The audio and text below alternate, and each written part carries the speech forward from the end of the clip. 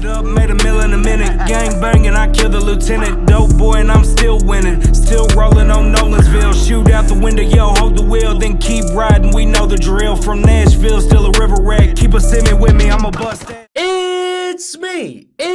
It's me, SimbaTv. Bang! What is good, YouTube fam? It's your boy Simba coming back here again with another reaction video for you guys today. For today's reaction video, we got MrBallen. She made one of the worst decisions ever. So without further ado, let's jump up in it.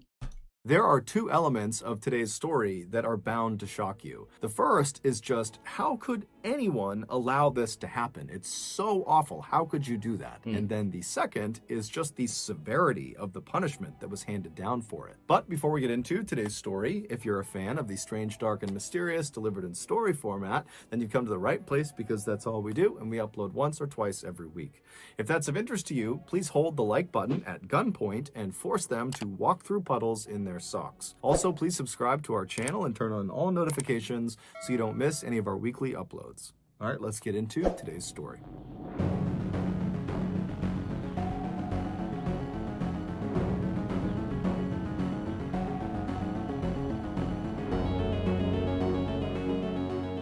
In 2001, Greg Biggs was a 37-year-old self-employed bricklayer who was living in a homeless shelter in Fort Worth, Texas. He was also the father of one child. He had an 18-year-old son named Brandon who lived with Greg's ex-wife. Despite not living with his son while his son grew up, Greg had always made a point of spending lots of time with Brandon, and so over the years, they had become quite close. But besides his son, Greg really struggled to build meaningful long-term relationships with other people. It was like no matter how friendly and outgoing he was, people would just come into Greg's life and would leave very, very quickly. This made Greg, who always had struggled with his mental health, feel very isolated and lonely and desperate for human interaction. And so on the rare occasion where people did come into Greg's life, a new friend or a new love interest, he was always so excited to try to please them and keep them around that he would often go overboard with his generosity and his willingness to do things for these people to the point where he really set himself up for being taken advantage of. Case in point, 2 years earlier, a woman had kind of suddenly come into Greg's life, and Greg very quickly fell in love with her. And early on in their relationship, this woman tells Greg that she's struggling financially.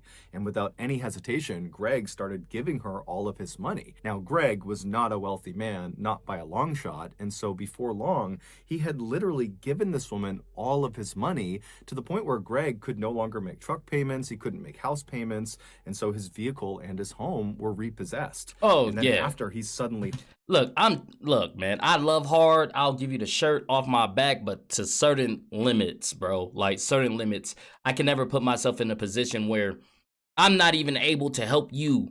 You feel me? If I can't help myself, I'm not going to be able to help you. Like, and I can't put myself in that position. But I mean, I get it though. I get why he would, you know, if you in love, you in love, but homeless and destitute, this woman who he's given all his money to, she also disappears. But despite being in this horrible situation of sudden homelessness, Greg made the best of it. Anytime Greg was not working, he would be trying to make plans with his son Brandon to go walk around the mall downtown or go see a cheap afternoon movie. Times were definitely tough for Greg, but Greg stayed positive. He was a forever optimist, and he did this by focusing on the future. He was certain if he could just land a few more good-paying gigs, he could make that extra cash and finally buy a home again and buy a vehicle again and finally kind of get his life back together. But unfortunately, he would never get that chance. On the morning of October 27th, 2001, two men called the Fort Worth Police Department to report having seen something suspicious on a park bench inside of Cobb Park. Cobb Park is this big public park with playgrounds and walking trails and fields. And at the time, Cobb Park was not considered a very safe place to be, especially after hours. There was lots of shady people in the park. So when the Fort Worth Police Department gets a call about something shady happening in Cobb Park, they aren't surprised. And so they dispatch a single detective to go over to the park and meet these two guys and see whatever suspicious thing is on this park bench. And so this detective, he goes over to the gates of Cobb Park, he meets these two guys, and they kind of explain what they saw. They give him directions to this bench, and then he thanks them. He hops back in his cruiser, he drives through the gates, and he starts driving down the trail, and then he pulls off and parks his cruiser, knowing that the bench in question is right around the corner, maybe 200 or 300 feet away. And so he parks his cruiser, he gets out, and he starts walking on this cement path, and as he's walking, he can't see the bench yet, but as he's walking, he sees there are deep tire tracks in the grass and mud off to the right side of the walking path. So he's mentally kind of taking note that somebody had been driving inside the park fairly recently off the trail. And so he keeps on walking, and he begins to make that turn, and he sees up ahead the bench in question, and he can clearly see these deep tire tracks go right up to the bench. And then as he begins to make that turn, and he's maybe 30 or 40 feet away, he can actually see what's on this bench, and he can see this big lump that's kind of wrapped up in what looks like a rug or a blanket. And as he gets closer and closer, he can finally see that very clearly there is a person inside of this blanket that's kind of laying out on this bench. And when he's about 10 or 15 feet away, he can see it's a man, and this man is clearly deceased. So this detective, he walks right over to the bench, and he's looking down at this body, and he can see the right arm on this guy is very badly broken, and his right leg is also very badly broken. And then his left leg is not only broken, but it's been partially amputated. In fact, the left leg is barely hanging on. What? And so this detective, he's looking at this guy thinking, okay, this person must have gotten wrapped up in the shady criminal dealings that are known to take place in Cobb Park, and somebody beat him to death, or they beat him and then shot him to death. But as he's looking at the body, despite these extensive injuries, the bruising on his body was not consistent with someone who had been beaten to death. And in terms of potentially being shot to death, he began looking at the body, and from where he was standing, he could not see an entrance or an exit wound of a bullet. And so stumped, the detective steps back and is just kind of pondering what he's looking at when he realizes there's very little blood anywhere near the bench or on the body. And considering the left leg has been nearly amputated, you would think there would be lots and lots of blood, but there wasn't. And so that indicated to the detective that his injuries had to have been sustained elsewhere. And so this detective, he calls in backup, and more detectives show up, and they're all kind of looking at the scene, and the working theory became, okay, this guy got killed outside of the park. We don't know how he got killed. It looks like some sort of blunt force trauma, but somehow he gets killed outside of the park, and then his killers, they drive him into Cobb Park, which is why you have those deep tire tracks on the right side of the path, and they dump him on this bench. Later that day, the medical examiner would come out and positively identify the body as belonging to Greg Biggs. The same day that Greg was found, the police went out and began their investigation, and they started by interviewing people that had been in Cobb Park either that day or in recent days, and they also interviewed known criminals that they knew went into Cobb Park, and they reviewed CCTV footage both in the park and outside of the park. But no one knew anything about what happened to Greg, and the footage didn't show them anything interesting. And so very quickly, Greg's case began to languish, and no one knew what to make of it. Wow. Then in February of 2002, so roughly 4 months after Greg was found, the Fort Worth Police Department received a phone call. It was from this young woman named Miranda Daniel, and she said, "I know what happened to the man in Cobb Park."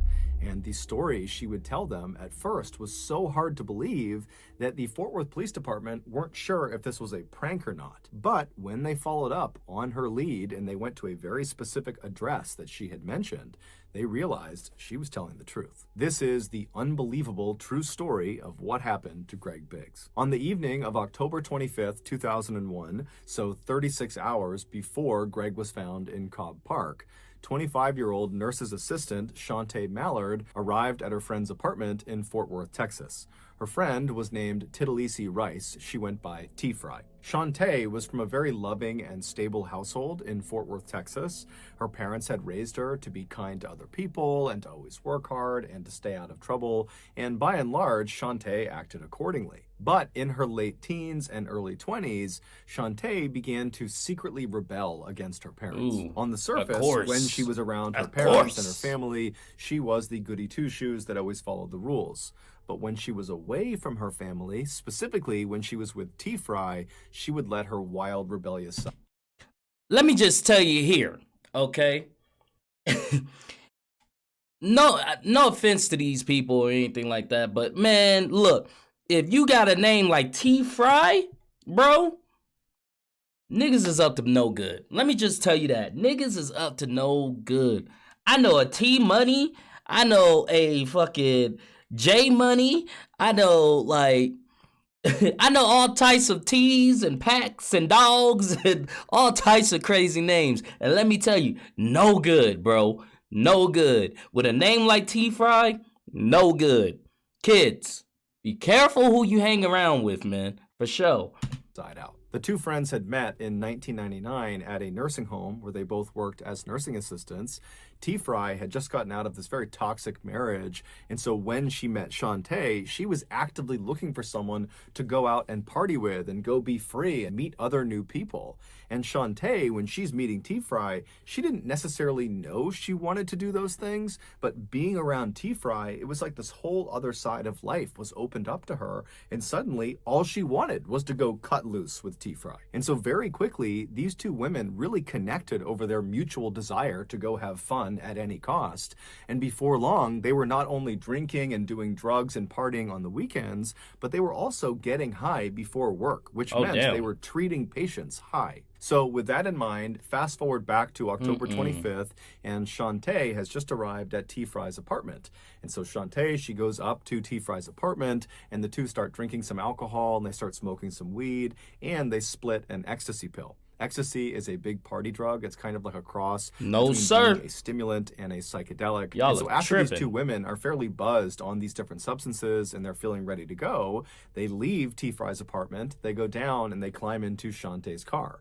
And Shantae drives the two of them to a local club called Joe's Big Bamboo. And so the plan was they were going to meet this guy named Cleet Jackson, who was Shantae's love interest. And the plan was they would hang out at the club with Cleet, and then at the end of the night, they would all leave, and Shantae and Cleet were going to spend the night together. And so Shantae and T-Fry, they arrive in the parking lot of Joe's Big Bamboo. They park their car, they get out, and they meet up with Cleet, who was outside of the club. And the trio kind of sneak off from the rest of the people trying to get into the club, and they smoke some more marijuana. And then the trio, they go into the club and they start having drinks and they're partying and they're dancing and they're having this great time. And then at some point in the night, Cleet kind of abandons Shantae and T-Fry, and he goes off with another woman he met that night in the club. And he would actually leave the club with this other woman, and he would vanish for the night. And so around 2 a.m., when the club is getting ready to close, Shantae realizes that Cleet, the guy she was going to go home with, he's gone now. And so she's very frustrated, but she doesn't really have any recourse. And so she instead just goes and finds T-Fry and says, hey, let's just leave. And T-Fry, she's ready to leave too. And so the two women, they leave the club and they get out to Shantae's car, and both women are clearly under the influence. They're both definitely inebriated, but T-Fry believed she was less inebriated than Shantae was, and so she should drive. And so she told Shantae, get in the passenger seat, I'm gonna drive. Shantae gets into the passenger seat, T-Fry gets in the driver's seat, and she leaves the club and she drives all the way back to her apartment. When she parks at her apartment, she gets out and says to Shantae, hey, I don't mind getting in my car and kind of trailing you as you drive back to your home to make sure you get home safe, kind of like an escort. And Shantae, she just gets out of the passenger side and walks right around and confidently sits in the driver's seat of her car and tells T-Fry, nope, I'm fine. I'm gonna drive myself. I'll see you later. And then Shantae drove away. About an hour later, at 3:30 in the morning, T-Fry is in bed in her apartment when she gets this very frantic phone call from Shantae, who's totally hysterical. She's beside herself, and she's not really making any sense, but she's trying to get T-Fry to come over to her house. Now, T-Fry did attempt to figure out what was going on, but she just could not cut through the hysteria on the other side of the phone. And so eventually, T-Fry just thought, you know what? Clearly, it's something serious. I'm going to go see what's going on. And so T-Fry, she leaves her apartment, she gets in her car, and she drives over to Shantae's house.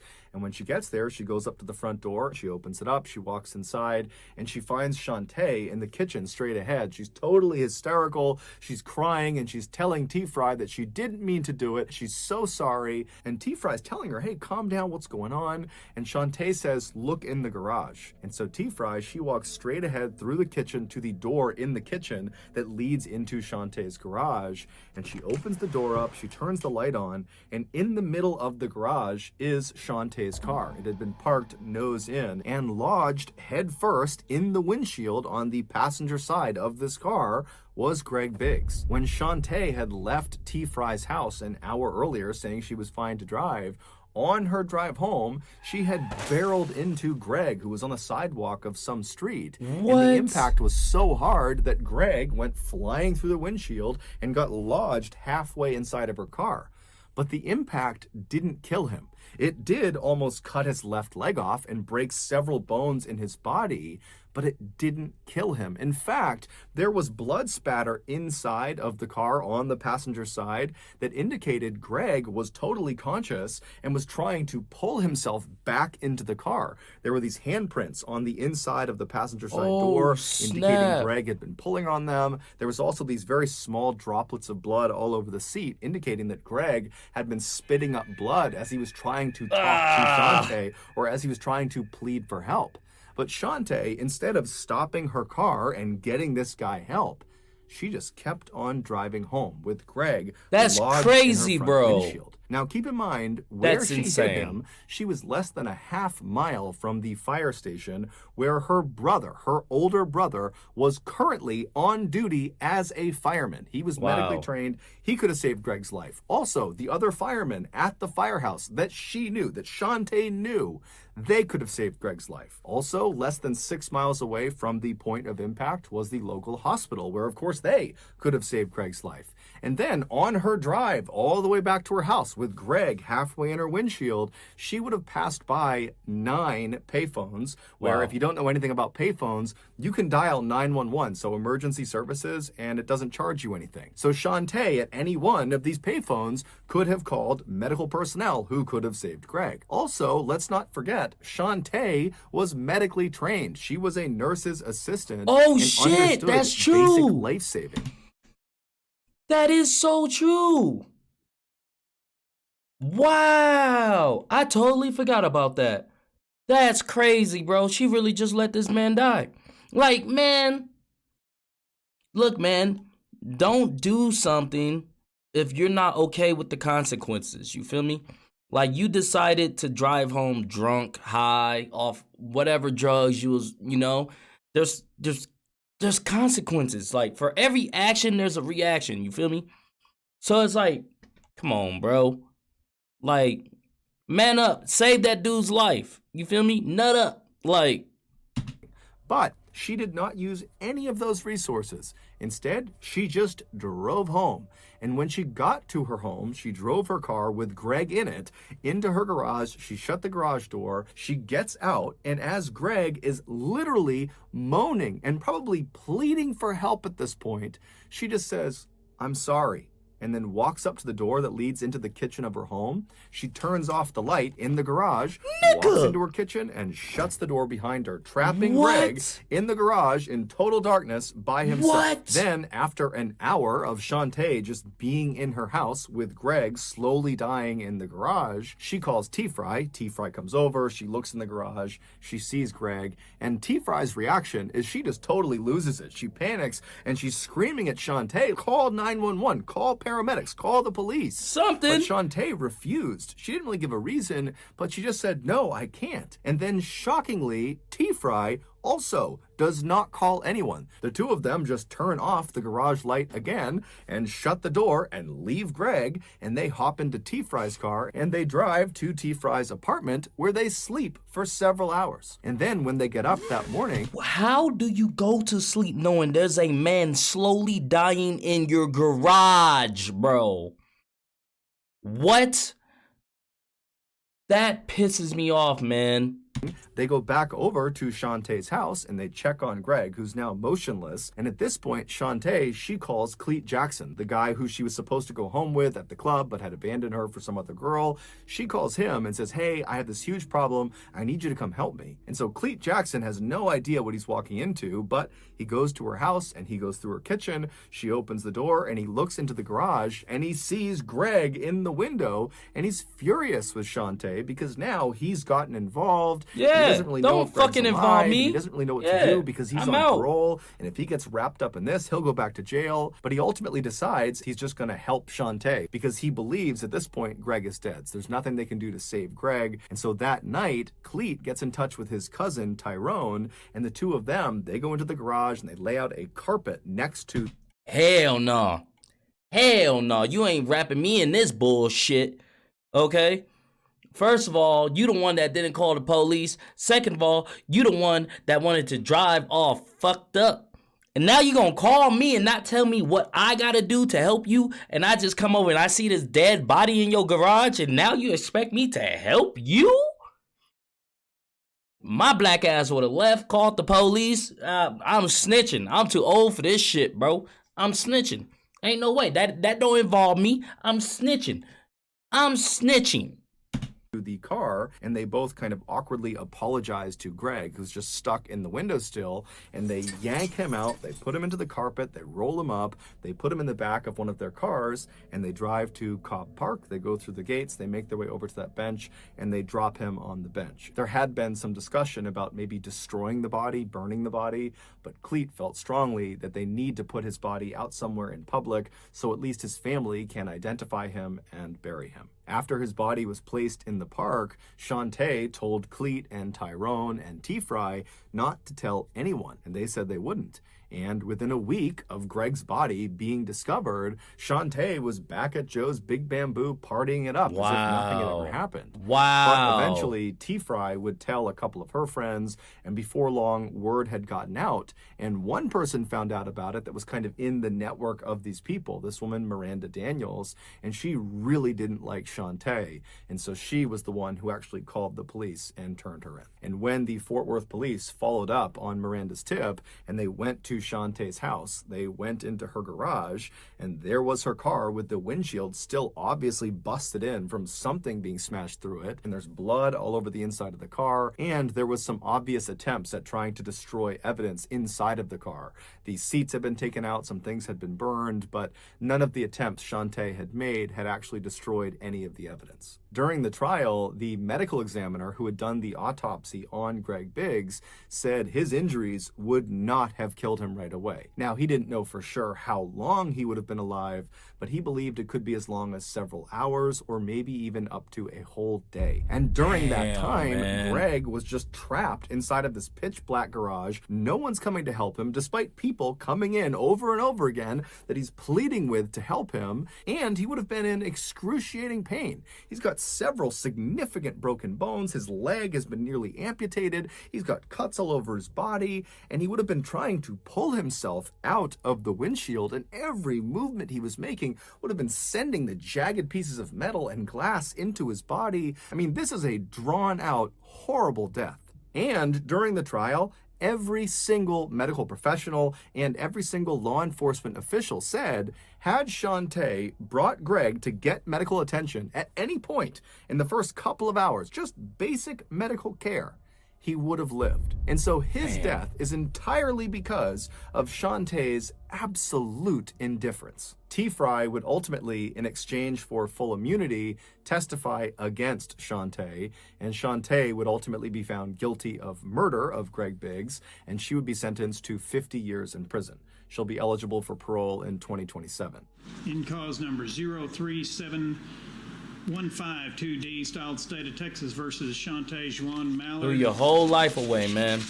Verdict form is to count one. We, the jury, having found the defendant, Shantae Juan Mallard, guilty of the offense of murder, assess her punishment at confinement in the institutional division of the Texas Department of Criminal Justice for a period of 50 years. As for Cleet Jackson and his cousin Tyrone, they received 10 years and 9 years respectively for their role in the crime. During the victim impact statement portion of the trial, Brandon Biggs, Greg's son, he took the stand and he very eloquently told Shantae that he forgave her, and it seemed very genuine and it moved Shantae to tears. And then Brandon looked out at the audience where Shantae's family was and he said, you know, not only do I feel horrible for my family, but I feel bad for your family, Shantae, as well, because this crime has destroyed all of us. So that's gonna do it, guys. If you got something out of Ooh, child. Damn. Now that's a heavy one. That's a heavy one for sure, man. Do you guys like this video? Go ahead and hit that thumbs up button for me. Thank you guys for commenting, sharing, and subscribing. And I'll see you guys next time. Peace.